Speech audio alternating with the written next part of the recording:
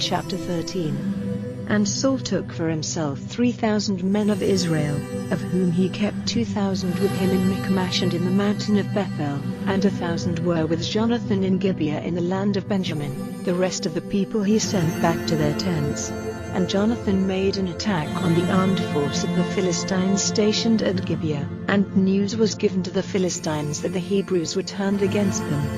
And Saul had a horn sounded through all the land, and all Israel had the news that Saul had made an attack on the Philistines, and that Israel was bitterly hated by the Philistines. And the people came together after Saul to Gilgal. And the Philistines came together to make war on Israel, 3,000 war carriages and 6,000 horsemen and an army of people like the sands of the sea in number. They came up and took up their position in Michmash, to the east of Bethaven. When the men of Israel saw the danger they were in, for the people were troubled, they took cover in cracks in the hillsides and in the woods and in rocks and holes and hollows.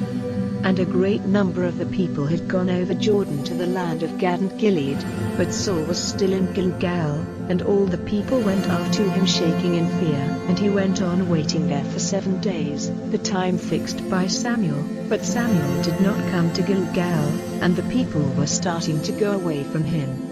Then Saul said, "Come here and give me the burnt offering and the peace offerings."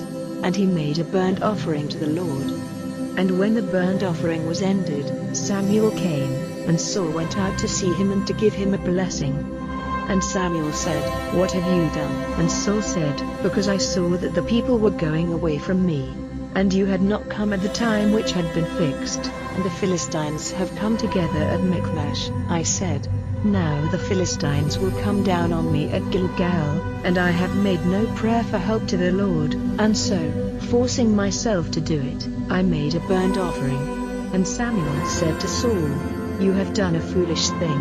You have not kept the rules which the Lord your God gave you. It was the purpose of the Lord to make your authority over Israel safe forever. But now, your authority will not go on. The Lord, searching for a man who is pleasing to him in every way, has given him the place of ruler over his people, because you have not done what the Lord gave you orders to do." Then Samuel went up from Gilgal, and the rest of the people went up after Saul against the men of war, and they came from Gilgal to Gibeah in the land of Benjamin. And Saul took the number of the people who were with him, about 600 men. And Saul, with Jonathan his son and the people who were with them, was waiting in Gibeah in the land of Benjamin, but the tents of the Philistines were in Michmash. And 3 bands of men came out from the Philistines to make an attack. One band went by the road which goes to Ophrah, into the land of Sheol, and another went in the direction of Beth-horon, and another went by the hill looking down on the valley of Zeboim, in the direction of the wasteland. Now there was no iron worker in all the land of Israel, for the Philistines said, "For fear the Hebrews made themselves swords or spears." But all the Israelites had to go to the Philistines to get their plows and blades and axes and hooks made sharp, for they had instruments for putting an edge on their plows and blades and forks and axes, and for putting iron points on their ox-driving rods. So on the day of the fight at Michmash, not a sword or a spear was to be seen in the hands of any of the people with Saul and Jonathan. Only Saul and his son Jonathan had them. And the armed force of the Philistines went out to the narrow way of Michmash,